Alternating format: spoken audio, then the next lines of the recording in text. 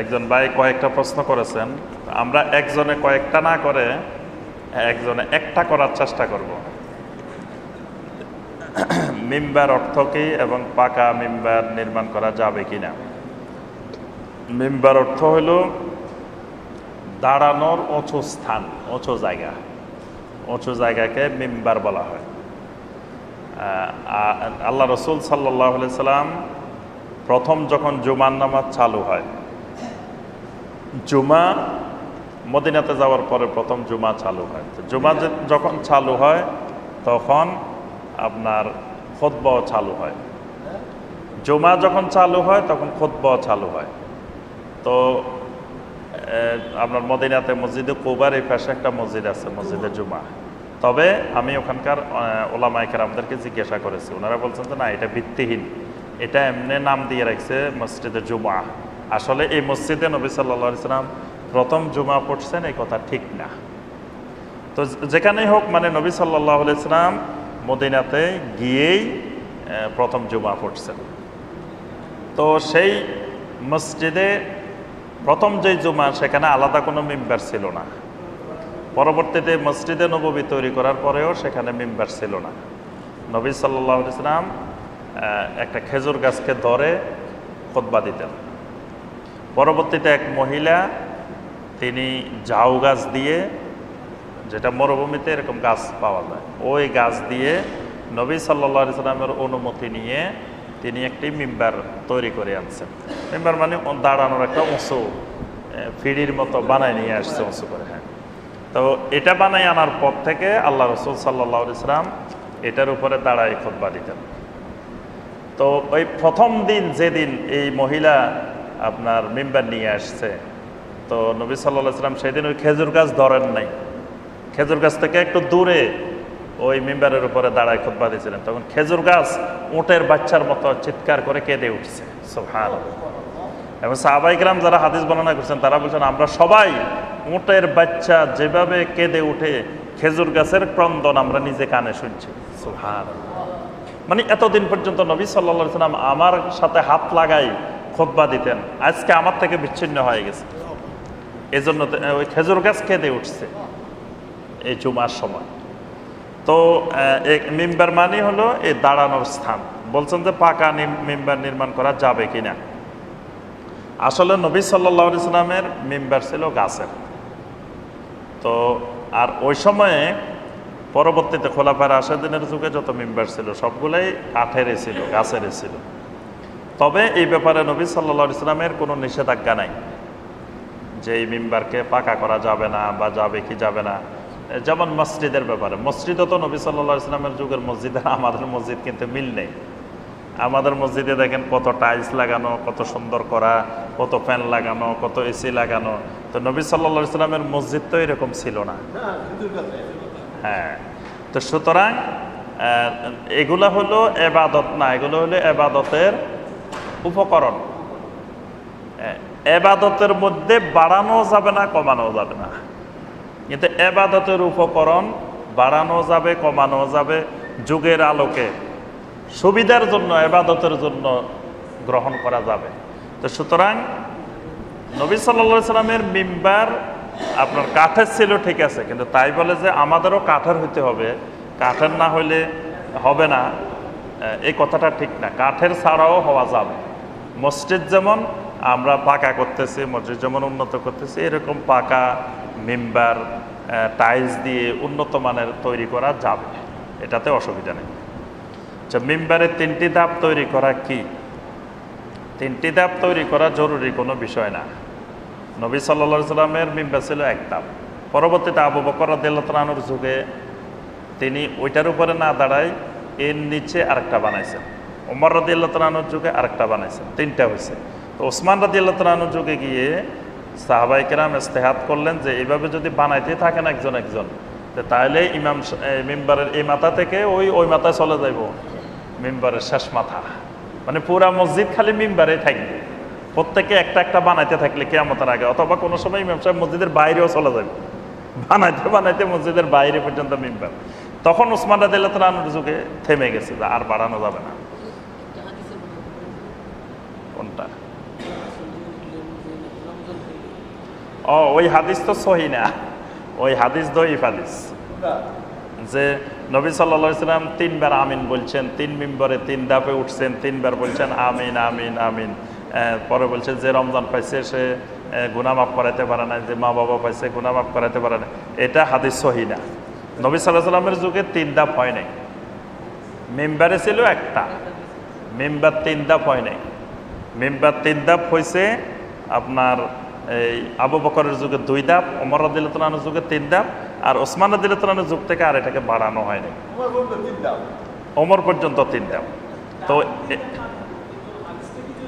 জি হাদিসটা জয়ীফ, জি না, মূল হাদিসটাই দয়ীফ, হাদিসটা সহি সনদে কোনো রেওয়ায়েতে আসে নাই। তো আমরা যে কথাটা বলতেছিলাম যে মিম্বারে 3টা ধাপ তৈরি করা যাবে, আবার একটা ধাপ হইলেও কোনো অসুবিধা নেই, বা 3-এর অধিক হইলেও কোনো অসুবিধা নেই। এটার ধাপ নির্ধারণ করা জরুরি বিষয় না। আপনার ওই যে মক্কাতে মসজিদে হারামের মিম্বারটা দেখছেন, কয় ধাপ এটার মধ্যে? মসজিদের নববীর মিম্বার দেখছেন, হ্যাঁ অনেক উঁচা। আচ্ছা, মসজিদের ফ্লোর হইতে 2 ফিট অথবা 3 ফিট উঁচু করিয়া চৌকির মধ্যে মিম্বার তৈরি করা যাবে কিনা? যাবে। আপনার সৌদি আরবের মসজিদগুলোতে দেখবেন এই আলাদা একটা জায়গা করে, সামনে বড় জায়গা তৈরি করে অনেক উপরে এটা তৈরি করা হয়। মিম্বার তৈরি না করিয়া মিম্বারের স্থানে চেয়ার বসিয়ে খুতবা প্রদান করা যাবে কিনা? চেয়ার বসিয়ে, এরকম চেয়ার বসিয়ে খুতবা তো দিতে হবে দাঁড়ায়, আর চেয়ার তো হলো বসার জায়গা। খুতবা তো চেয়ারের উপরে উঠে তো আর খুতবা দেওয়া যাবে না, দাঁড়ানোর মতো জায়গা লাগবে। তবে সেটা যদি চেয়ারের মতো বানানো হয় অসুবিধা নেই, যেই রকমের বানান, মানে মোট কথা হলো দাঁড়ায় খুতবা দিবে। যে সালাত আদায় করার জন্য half shirt, full shirt, panjabi এর কোনটি পরিধান করতে হবে? সালাতের জন্য আসলে half shirt, full shirt, panjabi কোনোটাই শর্ত না। শর্ত হলো খুজু জিনাতাকুম, সুন্দর পোশাক, জিনাত পোশাক, অর্থাৎ আমার পোশাকগুলোর মধ্যে যেগুলো ভালো পোশাক সেগুলো পরে আমি সালাত আদায় করব। আরেকটা হলো কাঁধ খোলা রাখা যাবে না, কাঁধটা ঢেকে থাকে এরকম হইতে হবে।